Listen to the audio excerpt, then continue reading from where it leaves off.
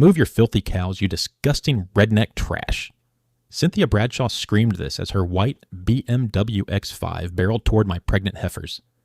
She thought because she drove a luxury SUV and ran the Homeowners Association for the new ticky-tacky subdivision next door, she owned my land. She was about to learn that in Texas the deed is king, and a piece of paper signed in 1940 carries a hell of a lot more weight than a lease on a German car. I spent $52,000 on concrete just to watch her life fall apart. And honestly, it was worth every single blessed penny. My name is Jake Mercer, and my family has owned Willow Creek Ranch for 3 generations. My granddaddy, Bo Mercer, bought these 50 acres back when this whole area was nothing but rolling hills and live oaks. He paid for it with sweat, calluses, and the money he saved up working oil fields out west. He built the main house with his own 2 hands, sinking foundation posts into the Blackland prairie soil that he swore was the best grazing land in the county. He wasn't wrong. The deed, a brittle piece of onion skin paper with his looping signature on it, is framed in my office.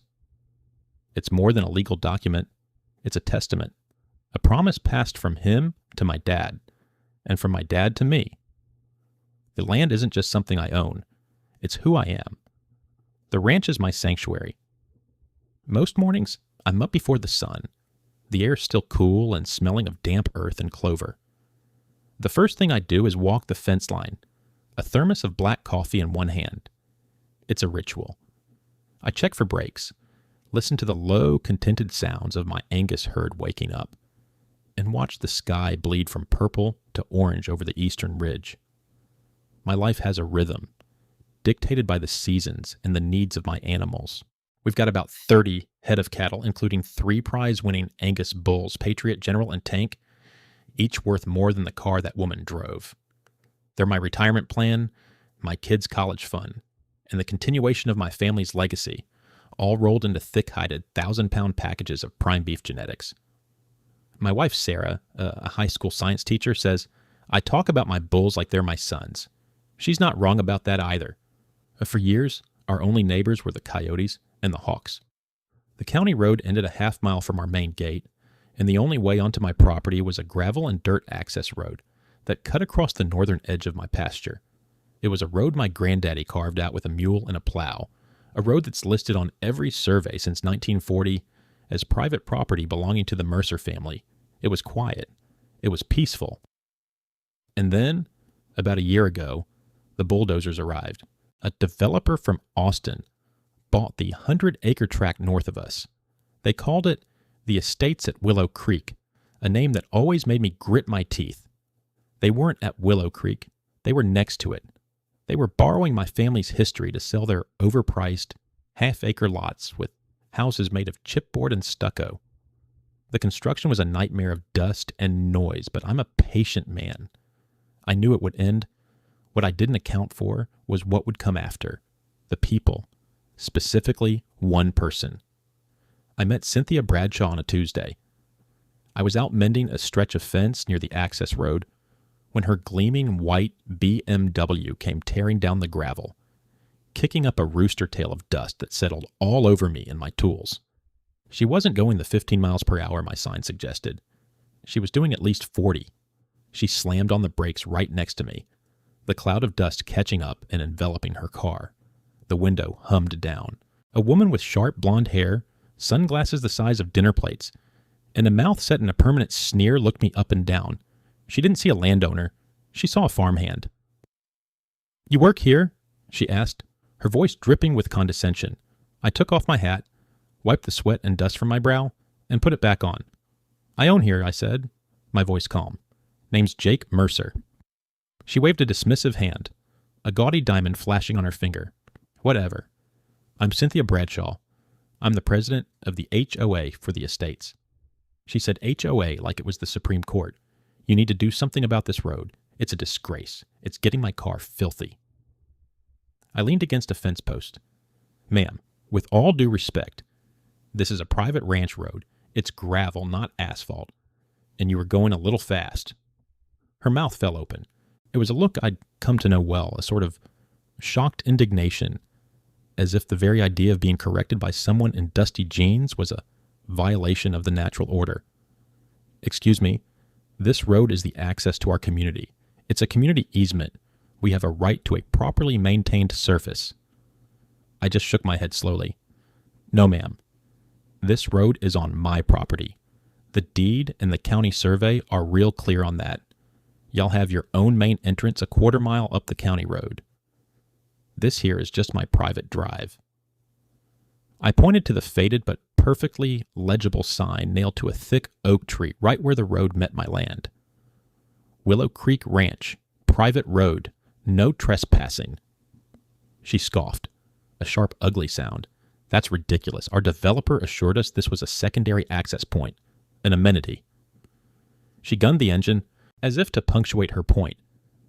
I'll be speaking to my lawyer about this, and about the smell from your animals. She wrinkled her nose and the window hummed back up. She sped off, leaving me in another plume of dust. I stood there for a long moment, the quiet settling back in around me. I had a bad feeling, a cold knot in my stomach that told me this was only the beginning. The next few weeks were a steady drip of aggravation. Cynthia and a few other residents of the estates who followed her lead continued to use my road as their personal shortcut, ignoring the speed limit and the private property signs. I'd be out with the herd and a Lexus SUV would come flying through, forcing me to move cattle out of the way.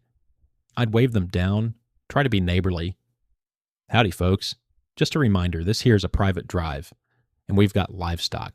Please use your main entrance. Most would offer a weak apology and nod, but the next day they'd be back. Cynthia was the worst. She'd lay on the horn, a long, blaring shriek that spooked the animals, and she'd glare at me as she passed, as if I were the one inconveniencing her. Sarah saw the tension building in me. "What's wrong, Jake?" she asked one evening as we sat on the porch swing, watching the fireflies begin to blink in the twilight.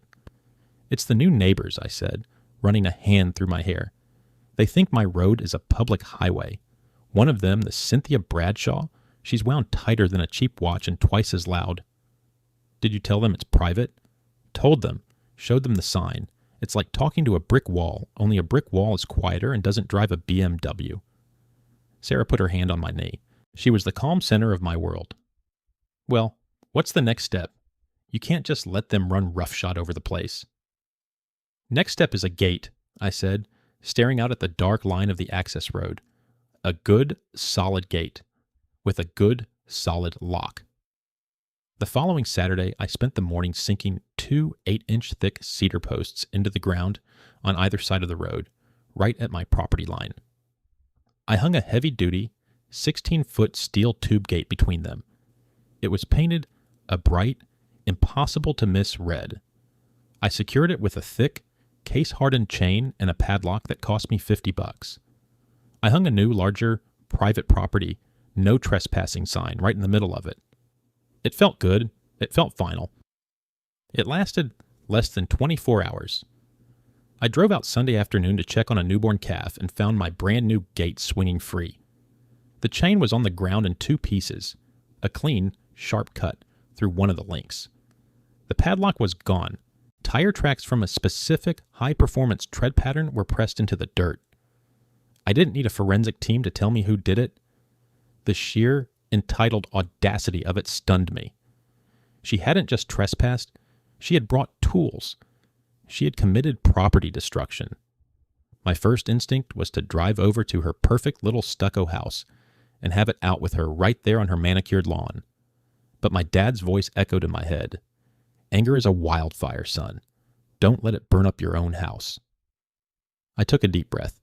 I needed a better plan. I needed proof. That evening I drove into town and bought 2 trail cameras, the kind hunters use. I mounted one high in the branches of the old oak tree, perfectly aimed at the gate. I hid the second one in a thicket of bushes on the other side of the road. They were motion activated and sent pictures directly to my phone. I went back to the hardware store and bought a chain so thick it looked like it belonged on a ship's anchor, and a padlock that looked like a block of solid steel. I locked the gate again. Then I waited. I didn't have to wait long. The next morning, just after 8 a.m. My phone buzzed. It was a picture from the camera in the tree. Cynthia Bradshaw's white BMW was stopped at the gate. A second picture came through a minute later. Cynthia herself, out of the car, dressed in yoga pants and a designer top, holding a pair of bolt cutters that looked comically large in her hands. A third picture showed the new, thicker chain, severed and falling to the ground. She hadn't even bothered to hide what she was doing. She was proud of it. I saved the pictures, time-stamped and clear as day. I now had her for trespassing and felony destruction of property. But calling the sheriff felt incomplete. It would be a slap on the wrist, a fine she'd probably laugh at. It wouldn't solve the root problem. Her profound, unshakable belief that she was entitled to my land. I needed to let her dig her own hole. I knew with a certainty that settled deep in my bones that this woman would overplay her hand. I just had to give her enough rope. I decided not to replace the chain again. Instead, I just closed the gate. I let her think she'd won the battle of the lock. Every day, my phone would buzz, and I'd get a picture of her getting out of her car, swinging the gate open, driving through and leaving it wide open behind her. I saved every single image. I had a digital scrapbook of her arrogance, a growing file of evidence that I labeled simply Bradshaw. The quiet war of the gate went on for about a month. The tension was a low hum under the surface of my daily chores. Then came the day that the hum became a roar. It was a hot afternoon in late July. I was moving a group of my heifers, all of them heavy with calf, from the south pasture to the north one, which required them to cross the access road. It's a slow, delicate process. You don't rush pregnant cattle. You guide them, you talk to them, you let them move at their own pace.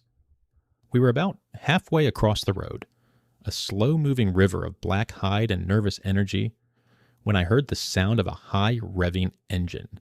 It was her. The white BMW came flying around the bend, easily doing 50. She saw the herd in the road, and instead of slowing down, she laid on the horn. It was a deafening, continuous blast that ripped through the calm afternoon. For a cow, a sudden, loud noise like that is a predator's scream. It triggers pure panic. The herd exploded. Instead of a calm procession, it was a stampede. Heifers scattered in every direction, their eyes wide with terror. One of them, a beautiful 2-year-old named Daisy that was due any day, tried to jump a ditch in her panic. Her back legs slipped on the loose gravel. I heard a sickening sound, a crack, and a bellow of pain as she went down hard on her side. The BMW swerved around the chaos, never even slowing down, and disappeared up the road toward the subdivision. I ran to Daisy's side. She was trying to get up, her breath coming in ragged, panicked gasps. Her right hind leg was bent at an angle that made my stomach turn. My prize heifer, a future mother of my next generation of stock, was grievously injured. My vision went red. All the patience, all the calm calculation evaporated in a hot flash of pure, unadulterated rage. I got her calmed down enough to see the damage was a bad fracture. She was also starting to go into premature labor from the stress and the fall. I spent the next 6 hours with the vet, trying to save both the mother and the calf. We managed to deliver the calf, a little bull, but he was too early, too weak. He didn't make it through the night. Daisy survived, but the vet said her leg would never heal right. Her breeding days were over. She was worth $10,000 as breeding stock 1 minute, and was now worth less than $2,000 as meat. The financial loss was a punch to the gut, but the loss of the calf and the senseless injury to a gentle animal, that was a wound to the soul. That night, I sat in my office, staring at the framed deed on the wall. The picture of Daisy falling, the sound of that horn, the sight of that white car speeding away without a care in the world, it all played on a loop in my head. Sarah came in and put a hand on my shoulder. She didn't say anything for a long time. She just stood there, her presence a silent anchor. I called the sheriff, I finally said, my voice hoarse. Filed a report. Animal cruelty, destruction of property. Sent them the videos. What will they do? She asked softly. Talk to her. Give her a citation. Maybe. I shook my head. It's not enough. It's not even close. I looked at my wife, my eyes hard. She declared war, Sarah. She just doesn't know I'm about to fight back with everything I've got. I stood up and walked over to the access road, my boots crunching on the gravel in the dark. I stood where Daisy had fallen, and I made a promise to her, to the calf we lost, and to my grandfather. No more, I whispered into the night. This ends now. The sheriff's deputy did pay Cynthia a visit, I know, because he called me afterwards. He was a young guy, trying to be diplomatic. Mr. Mercer, I spoke with Miss Bradshaw. She claims your cows darted out in front of her and that she had to honk to avoid a collision. She's very adamant. Did you show her the video I sent you? I asked, keeping my voice level. The one where she's doing 50 miles an hour towards a herd that's already in the road? There was a sigh on the other end of the line. I did. She said the video was deceptively edited. She's filing a harassment complaint against you for filming her. He paused. Off the record, Mr. Mercer, you're in the right here, but the DA is unlikely to press felony charges for the cow. They'll hit her with a reckless driving ticket and a fine for the property damage to the log. It's not much. I understand, I said. Thanks for trying. I hung up the phone, not surprised, just more resolved.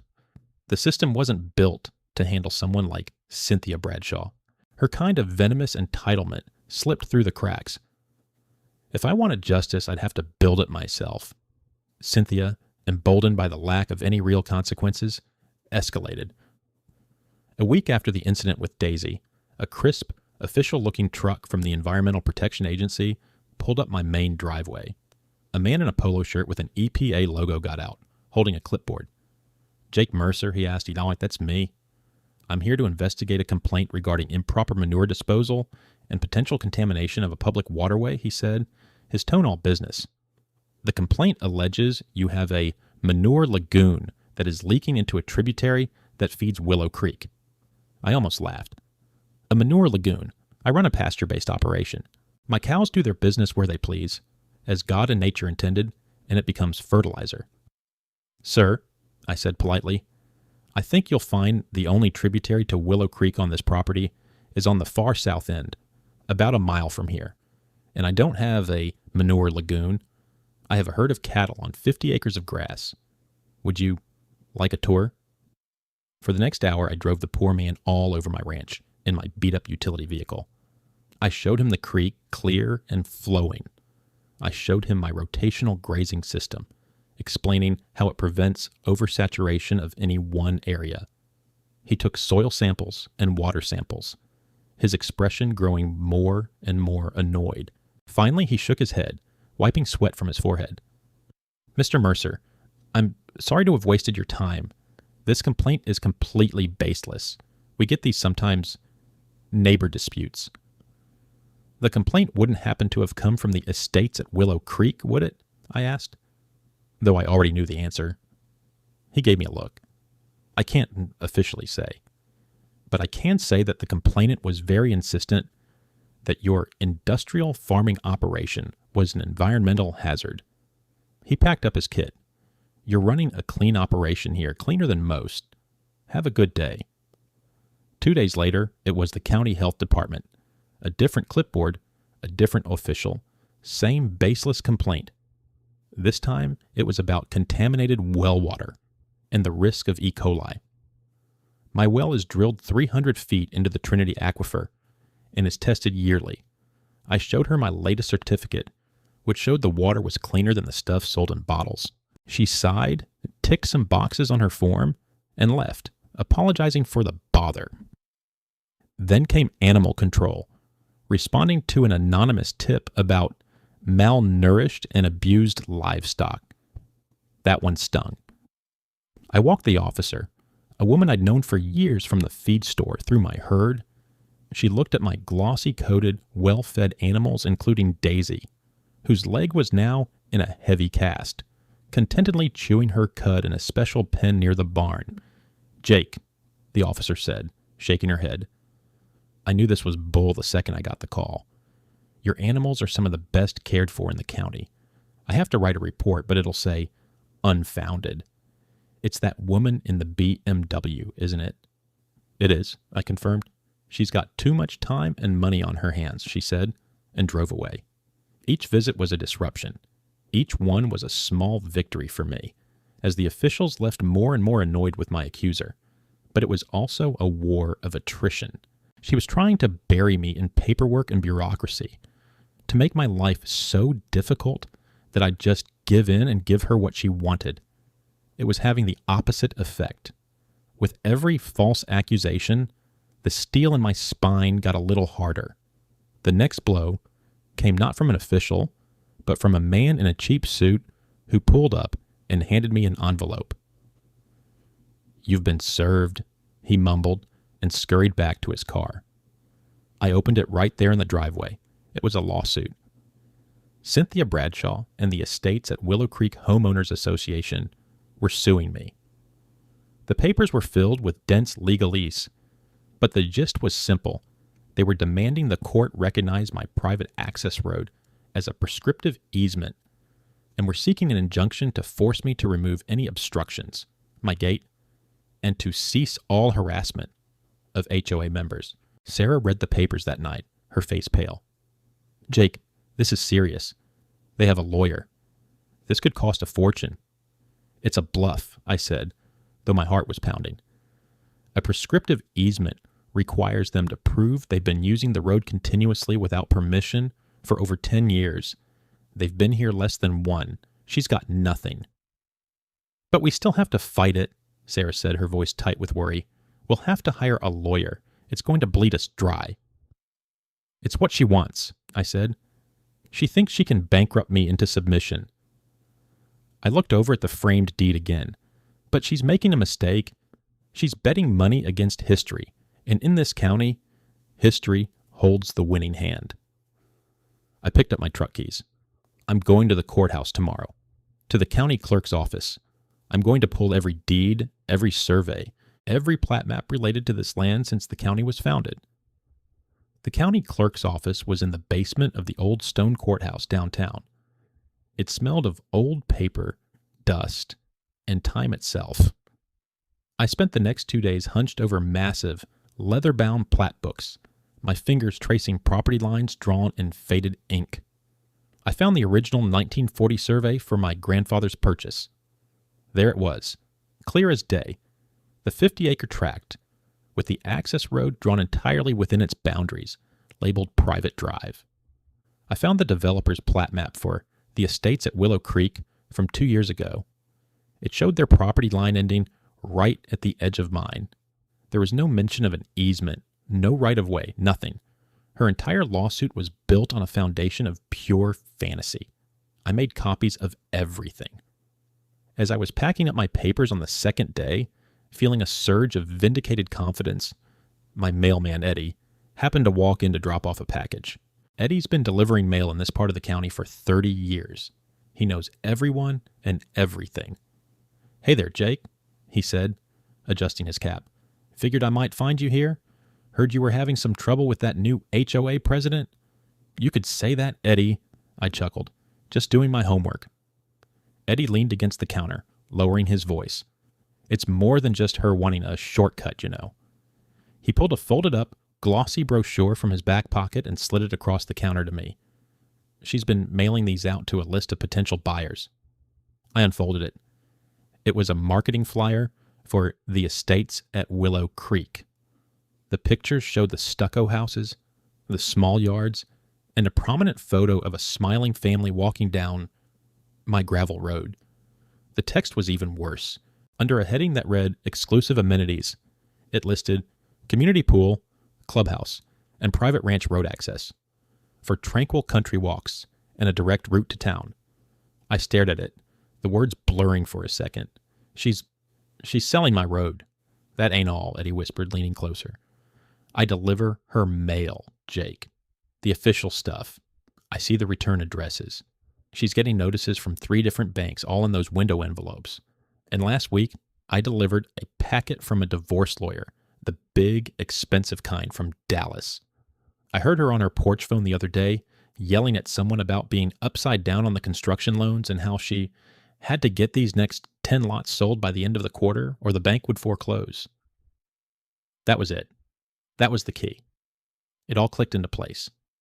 The desperation, the aggression, the willingness to break the law. This wasn't just about convenience for her. My road was a selling point, a fraudulent one that her entire financial survival depended on. She had built her house of cards on my land, and if I pulled my card out, her whole world would collapse. A slow, cold smile spread across my face. "Eddie," I said, folding the brochure carefully and putting it in my folder with the deeds and surveys, "I can't thank you enough." "Just looking out for a neighbor," he said with a wink. "A real one." I had her. I had the motive. I had the evidence of the fraud. And I had the proof that her legal claim was baseless.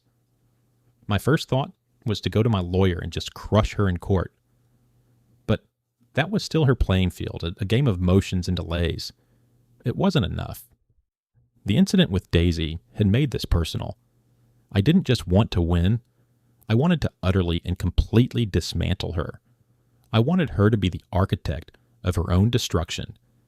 And then she gave me the perfect opportunity. A local news channel ran a segment on their evening broadcast, David versus Goliath, local families blocked by greedy rancher. And there was Cynthia Bradshaw, standing in front of my red gate, dabbing at her eyes with a tissue. She had traded her yoga pants for a conservative dress and had her hair pulled back. She looked like a concerned suburban mom. "All we want is safe access for our children," she said to the camera, her voice trembling with practiced sincerity. "This man, this Mr. Mercer, is holding our community hostage. He has this old, unused road, and he's blocking us out of pure spite. We're just families trying to live our lives, and he's a bully." The reporter then turned to the camera, a serious look on her face. A classic clash between old ways and new growth here in the hill country. They showed a brief shot of my private property sign, but mostly focused on Cynthia's tear-streaked face and the image of my locked gate. I watched the broadcast, sitting in my worn leather armchair, a tumbler of whiskey in my hand. Sarah was pacing behind me, furious. Can they do that? Can they just lie like that on television? "They can," I said, my voice dangerously quiet, but she just made a fatal mistake. "What's that?" "She went public," I said, taking a slow sip of whiskey. "She thinks she's controlling the narrative, but all she's really done is put a spotlight on herself. And when the truth comes out, that spotlight is going to burn her to the ground." Yeah, I stood up and walked to my desk, pulling out a notepad. "She wants a war, she'll get one. But I'm not fighting on her terms anymore. I'm building my own battlefield."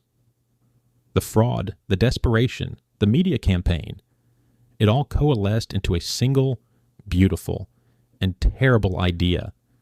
It was an idea that would cost a fortune.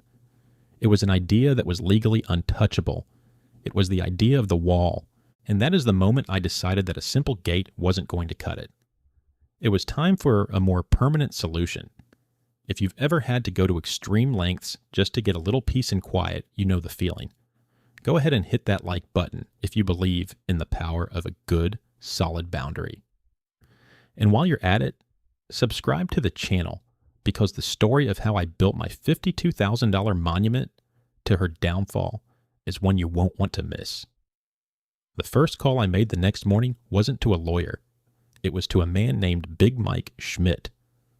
Big Mike runs a concrete and construction business out of the next town over. He's a mountain of a man with a graying beard, hands like cinder blocks, and a deep-seated hatred for entitled city folk who move to the country and try to change it. He poured the foundation for my new barn a few years back, and I knew he was the only man for this job. Big Mike's concrete, Mike speaking, he grunted into the phone. "Mike, it's Jake Mercer over at Willow Creek." "Jake, how's that barn holding up? Haven't had a tornado suck it into the sky yet, have you?" He boomed. "It's solid as a rock, Mike, which is why I'm calling. I have a unique project for you." I explained the situation. The road, the HOA, the lawsuit, the fraud. I told him what I wanted. I didn't just want a fence. I wanted a statement. There was a long pause on the other end of the line. Then I heard a low chuckle that grew into a full-throated laugh. Oh, that's beautiful, Jake. That's pure poetry in rebar and cement. You want to wall her off. Completely. That's the idea. 12 feet high, steel reinforced, running the full 100-yard length of my property line that borders her development's entrance. Right where my private road begins. A security barrier, Mike said, the gears already turning in his head, for agricultural protection, to prevent unauthorized vehicles from spooking livestock and to secure your assets. That's how we'll permit it. Legally untouchable. Even a tank ain't getting through this when we're done. He paused again. Jake, a job like this, it ain't cheap. You're talking about a lot of yardage, a lot of steel. I know, I said. What's the number? He did some quick, rough math out loud. For 100 yards, 12 feet high, foot thick, with deep footers, you're looking at $50,000, maybe $52,000, paid up front. Materials are crazy right now. I didn't even flinch. I'll have it for you in cash by the end of the week. I love it, Mike cackled. When do you want to start? She's having a big prospective buyer open house weekend in 2 weeks, I said. I want your trucks rolling at sunrise on that Friday. Mike's laughter echoed through the phone. Consider it done. This is going to be more fun than the county fair. Coming up with $52,000 in cash wasn't easy. That's a hell of a lot of money for a man who makes his living from cattle and hay. But the injury to Daisy, the loss of her calf, had already cost me $10,000 in future earnings. The lawyer I'd have to hire to fight her frivolous lawsuit would be another 10. Easy. I looked at it as an investment in peace and quiet, an investment in justice. I made a hard decision. I called a breeder over in East Texas and sold him Patriot, one of my 3 prize bulls. It hurt. It felt like selling a piece of the family. But Patriot was getting on in years, and I had 2 younger bulls ready to step up. The wire transfer hit my account the next day. I drove to the bank and withdrew 52 crisp $1,000 stacks and 10 $200 stacks. The bank manager looked at me like I was about to flee the country. I just smiled. Holding that much cash in a canvas bag felt heavy. It felt real. It felt like the price of victory. The Friday of Cynthia's open house arrived, clear and hot. Just as the sun started to peek over the horizon, I heard it. A low rumble in the distance, growing steadily louder. It was the sound of progress. A convoy of heavy machinery was coming down the county road. 2 massive concrete mixers, a pumper truck with its long articulating arm, a flatbed carrying steel rebar cages, and Big Mike's own Ford F350, jacked up and menacing. They didn't turn towards her development's main entrance. They pulled right up to the start of my access road, where my red gate still stood. I was already there, coffee in hand, leaning against my truck. Big Mike hopped out, spitting a stream of tobacco juice into the dirt. Morning, Jake. Ready to make a statement? Ready as I'll ever be, Mike. His crew, a team of 6 weathered, competent-looking men, swarmed out of the trucks and got to work with an efficiency that was a thing of beauty. They yanked my old red gate and its posts out of the ground like they were toothpicks. A man with an auger on a bobcat started drilling deep holes for the new footers. The air filled with the smell of diesel and the sounds of serious work. It didn't take long for the beast to awaken. Around 7:30 a.m., the white BMW came cruising down the road from the subdivision. Cynthia was at the wheel, a scowl on her face. She saw the convoy of trucks, the men working, the giant holes being drilled where the gate used to be. She slammed on her brakes, her car skidding to a halt just feet from the activity. She stormed out of the car, dressed in a power suit, clearly ready for her big sales day. What in the hell is going on here? She shrieked, her voice cutting through the morning air. What are you doing? This is a community road. Big Mike, who outweighed her by a good 200 pounds, ambled over. He was a master of intimidating calm. Morning, ma'am. We're just doing a little construction work here for Mr. Mercer. You can't do this. I have an open house today. People will be coming through here any minute. You are blocking a public easement. I decided it was time for my entrance. I walked over, holding a clipboard. On it was a copy of the building permit from the county.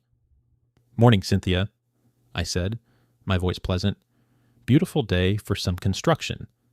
Her head snapped towards me, her eyes blazing with hate. You are behind this. I will have you arrested. I will sue you for everything you have." "You're already suing me, remember?" I said, tapping the permit. "And as for getting me arrested, you might want to look at this. It's a permit for an agricultural security barrier. Perfectly legal, signed and sealed by the county judge himself. We're on my property, doing permitted work. Now, if you'll excuse us, these men are on the clock." She snatched the paper from my hand, her eyes scanning it wildly. She saw the official seal, the signatures. She crumpled it in her fist, her face turning a blotchy red. "My lawyer will stop this," she screamed, pulling out her phone and stabbing at the screen with a manicured finger. A half hour later, a sheriff's cruiser pulled up. It was the same young deputy from before. He got out of his car, looking tired. Cynthia ran up to him. "Deputy, thank God, this man is illegally constructing a wall to block me and my community from our homes. You have to arrest him." The deputy walked over to me. "Mr. Mercer, we meet again." "Deputy," I said, nodding. I handed him a fresh, uncrumpled copy of the permit. He read it carefully. He walked the property line, which Mike's crew had already marked with bright orange string, confirming the work was entirely on my land. He walked back to Cynthia. "Ma'am," he said, handing her back the crumpled permit. "The permit is valid. The work is being done on Mr. Mercer's private property. There's nothing illegal happening here. I'm going to have to ask you to not interfere with the construction crew." Her jaw worked, but no sound came out. She was so consumed with rage, she was literally speechless. She just stood there vibrating with fury as the deputy got back in his car and drove away. Her first attempt had failed. But I knew she wasn't done. By noon, the deep concrete footers were poured and the rebar cages were being set. The wall was starting to take shape. Prospective buyers for her open house started to arrive, driving up to the construction and looking confused. Cynthia, trying to salvage her day, would run out to their cars, frantically gesturing for them to turn around and go all the way back to the main entrance a mile away. Her fake polite smile was stretched so tight it looked painful. She spent the rest of the day alternating between screaming into her phone at her lawyer and trying to physically obstruct the work. She stood in the path of the wheelbarrows. The workers just walked around her. She tried to talk to the concrete mixer driver, telling him he was party to a crime. He just looked at her, shrugged, and kept the chute flowing. She was a ghost at her own haunting, completely ignored, utterly powerless. The climax of the day, in a moment I will treasure until I'm old and gray, came late in the afternoon. The main concrete forms were up, a towering wooden skeleton, and the pumper truck was getting ready for the big pour that would create the wall itself. A family in a minivan, clearly potential buyers, had pulled over and were watching the spectacle. I saw the dad get out and walk towards me. "Excuse me," he said. "The sales lady over there, Miss Bradshaw, told us this was a private road for residents. Is that not true?" Before I could answer, Cynthia saw him talking to me. For her, this was the ultimate betrayal. A customer talking to the enemy. She snapped. It was like watching a switch flip. All the fake smiles and strained politeness vanished, replaced by pure, primal fury. She let out a guttural scream of rage and sprinted back to her white BMW. She jumped in, slammed the door, and revved the engine until it shrieked. For a crazy second, I thought she was going to try and ram the pumper truck. But instead, she threw the car in reverse, peeled out backwards, and shot down the road back toward her subdivision, leaving a trail of smoking rubber behind her. "Well," the man in the minivan said, watching her go, "I think that answers my question." But she wasn't retreating. She was repositioning. I had a second gate, a simple cattle gate, further down the fence line. It was only for my use to move the UTV between pastures. It wasn't meant for vehicle traffic. In her rage-addled mind, she must have seen it as another possible entry point to defy me. Or maybe she just needed to destroy something. A minute later, we heard it. The sound of her engine screaming at full throttle coming back towards us, but from across the field. She was driving off-road, bouncing through the pasture parallel to the road. She was aiming for that simple cattle gate. And then came the crash. It wasn't a loud, explosive sound. It was a sickening, final crunch of metal and plastic, followed by the hiss of a deploying airbag, and then silence. Big Mike, his crew, the family in the minivan, and I all just stood there for a second. Then we all walked to the edge of the construction zone and looked down the fence line. The white BMW X5 was nose first into a thick 12-inch oak gate post I'd set in concrete 5 years earlier. The front end of the car was completely destroyed, crumpled like a tin can. The windshield was spiderwebbed. The cattle gate itself was bent, but the post hadn't moved an inch. Smoke was trickling from under the mangled hood. The driver's side door creaked open and Cynthia stumbled out, clutching her head. A fine white powder from the airbag covered her expensive suit. She looked at her ruined car, then looked at us. We were all just standing there about 50 yards away watching. None of us were smiling. None of us were rushing to help. We were just bearing witness. She let out a long, wailing cry of defeat, a sound that was half rage and half despair. It was the sound of a person who had just driven her life head-on into an immovable object. And the wall, my beautiful, expensive concrete wall, wasn't even finished yet. The tow truck driver who came for the B&W was the same one who had a contract with the county. He looked at the crumpled SUV, then at the still wet concrete forms of the rising wall, then at me. He just slowly shook his head and started hooking up the winch. "Some folks just gotta learn things the hard way, Jake," was all he said. Cynthia refused medical attention, instead getting a ride from one of her few remaining, bewildered open house guests. She sat in the passenger seat of their minivan, staring out the window, a single trickle of blood running from her hairline, her face a mask of utter ruin. The image of her being driven away from the scene of her own self-destruction, with the skeleton of my wall looming in the background, was better than I ever could have planned. By Saturday evening, the work was done. The wooden forms were stripped away to reveal a seamless, imposing, 12-foot-high slab of gray concrete. It was brutalist and beautiful. It stretched the full 100 yards, completely sealing off the entrance to my road from her side. Big Mike had installed a new gate where my old red one had been, but this was no simple tube gate. This was a 20-foot wide, 12-foot-high slab of solid steel, painted a defiant black. It was mounted on bearings so well balanced a child could open it, but it was thick enough to stop a truck. It was a masterpiece of over-engineering. Big Mike slapped the finished wall with his hand, leaving a dusty print. "She ain't getting through that," he said with finality. "Not without a stick of dynamite." The cost was exactly $52,350. I paid Mike the balance from the canvas bag, and he gave me a handshake that nearly crushed my knuckles. "Pleasure doing business with you, Jake. You ever need another wall, you know who to call." The wall became an instant local landmark. People would slow down on the county road to look at it. The story of the BMW versus the gatepost had already spread through the county like wildfire. Cynthia's open house weekend was an unmitigated disaster. Instead of selling lots, she had provided a weekend of high drama and a cautionary tale for all the potential buyers. Her trap was set. Now, all I had to do was spring it. The following week, my lawyer, a sharp old country attorney named Sam Patterson, got a call. It was from a lawyer representing a group of 5 families who had put down deposits on lots in the estates at Willow Creek. The man from the minivan who had witnessed Cynthia's meltdown was one of them. He had done his homework.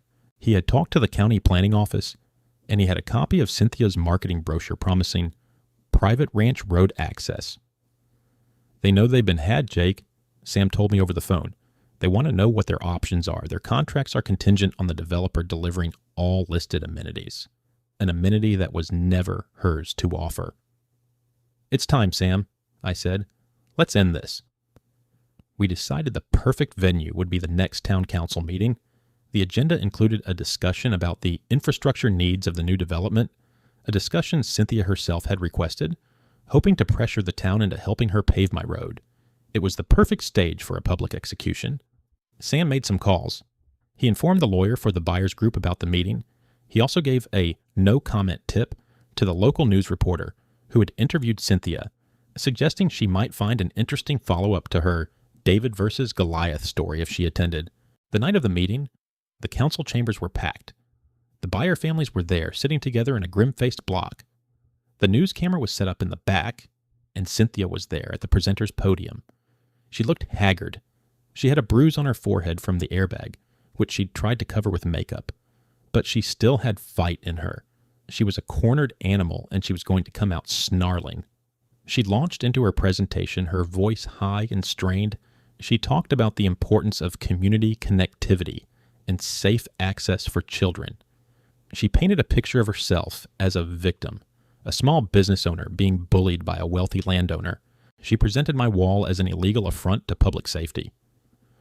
Mr. Mercer has taken it upon himself to imprison us, she said, her voice cracking.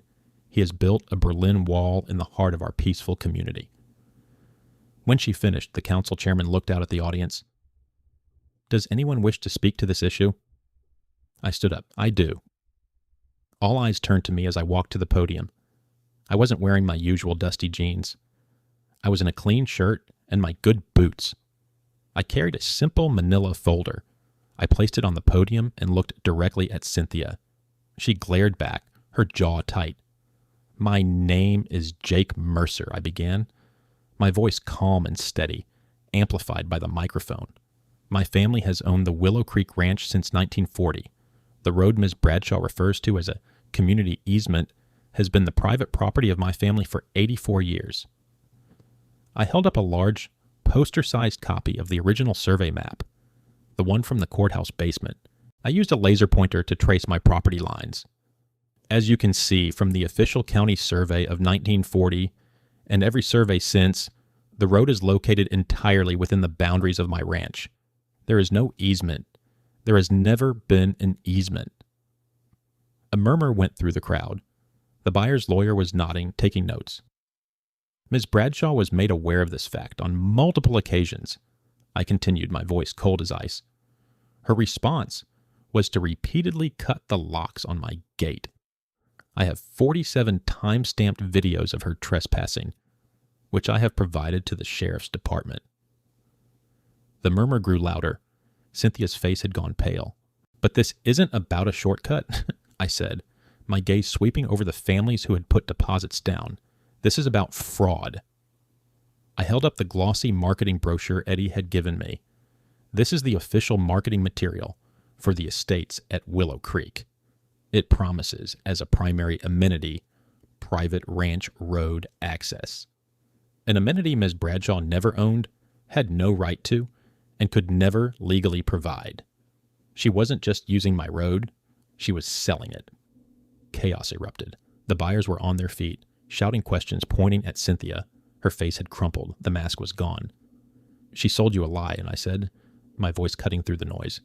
She based her business, her loans and your contracts on a fraudulent claim to my property. She harassed me, filed false reports against me with the EPA and animal control, and endangered my livestock, resulting in the death of a calf and permanent injury to a valuable heifer, all to perpetuate this fraud. I let that sink in. The room was silent now. A thick, heavy silence. I had one more thing to add. I pulled a document from my folder. And as of this morning, due to her repeated trespassing and harassment, I have been granted a permanent restraining order against Ms. Cynthia Bradshaw. She is legally barred from setting foot on my property ever again. I looked at the buyers. The amenity she sold you does not exist. It will never exist. My wall is a permanent fixture. I suggest you speak with your lawyers about the validity of your contracts. As the full weight of her ruin crashed down on her, Cynthia let out a choked sob. And at that exact moment, as if on cue, the doors at the back of the chamber opened. 2 uniformed sheriff's deputies walked in, their expressions grim. They walked past the news camera, past the stunned audience, and straight to the podium. One of the deputies, a man with gray hair and a stern face, stopped beside Cynthia. "Cynthia Bradshaw," he said, his voice ringing with authority in the silent room. "You're under arrest for multiple counts of felony real estate fraud and misdemeanor criminal mischief." The handcuffs clicked. The sound was as loud as a gunshot in the chamber. The news camera's red light was on, and the flash from a reporter's still camera went off, freezing the scene in a single, stark image. Cynthia, her face a mess of tears and shock, being led away in handcuffs. The buyers were talking to her lawyer, who looked like he'd been poleaxed. The town council members were just staring, dumbfounded, and I just stood there leaning against the podium, my work done. I didn't feel triumph. I didn't feel joy. I just felt quiet. The same deep, satisfying quiet that I now had on my ranch. They say good fences make good neighbors. But sometimes you need a 12-foot concrete wall to make a felon. The aftermath was swift and total. Cynthia Bradshaw's case was airtight. The buyers group, armed with my evidence, voided their contracts and filed a multi-million-dollar class action lawsuit against her. With her financing contingent on those sales, her bank immediately foreclosed. The estates at Willow Creek went into receivership. The whole development was eventually sold at auction to a different company for pennies on the dollar. They changed the name. Cynthia, facing a mountain of debt and a slew of felony charges, took a plea deal. She was sentenced to 2 years in state prison and ordered to pay restitution, which she'll be paying for the rest of her life. Her BMW was sold for scrap. A year has passed. I'm sitting on my porch swing with Sarah, watching the sun go down. The air smells of clover and contentment. The only sounds are the lowing of cattle and the chirping of crickets. The silence is profound. It's the most expensive silence I've ever owned, but it's worth every penny. My new bull, a young powerhouse I named Justice, is settling in just fine. Daisy's leg healed enough for her to live out her days comfortably as the matriarch of the herd, a walking reminder of the price of arrogance. The wall is still there, of course. It's a permanent part of the landscape now. Some wild ivy has started to climb it, softening its hard gray edges. It doesn't look like a monument to a feud anymore. It just looks like a fence. A very, very good fence.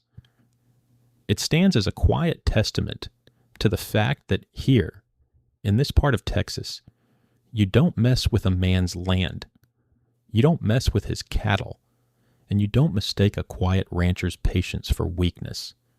Because when you push a man like that too far, he won't just build a fence. He'll build a fortress, and he'll watch your world crumble from the peace and quiet behind it. And that is how a $52,000 wall saved my ranch and sent a fraudster to jail. If you love seeing entitled nightmares get a dose of concrete justice, smash that like button, subscribe for more stories from the ranch. Have you ever had a neighbor from hell? Tell me in the comments.